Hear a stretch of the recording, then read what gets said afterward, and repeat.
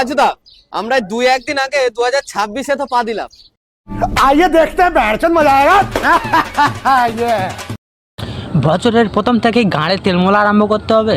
গাঁড়ের তেলমলাটা একটু কম করে দিলে হবে না? হ্যাঁ, ঠিক আছে, তো এই 2026-এ পরোটার দাম কি একই থাকছে নাকি কিছু চেঞ্জেস আসছে? ভেড়াচোদা একটা করে পরোটার পিচ 10 টাকা নিচ্ছে, 10 টাকা। এত টাকা একটা রুটির মতো পরোটা লেওড়াচোদা, ওটার পেছনে 10 টাকাও খরচা হয় না ঠিক করে, 10 টাকা দাম নিচ্ছে। ফের প্রত্যেক বছরে দাম বাড়াবে আর 2030 পর্যন্ত একই থাকবে। মানে 10 টাকা পিসি থাকছে, সঙ্গে আনলিমিটেড তরকারি।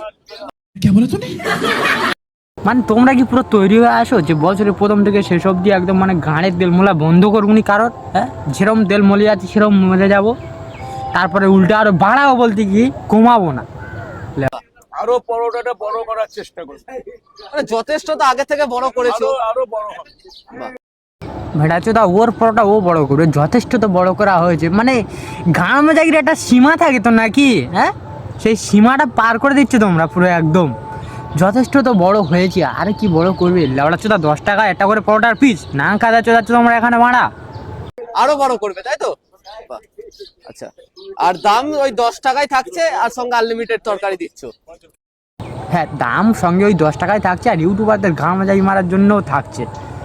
মানে চুতিয়ে শালা, মানে লেওড়াচোদা, মানে কি বলা যায় বলো তো তোমাদেরকে, একদম পুরো মানে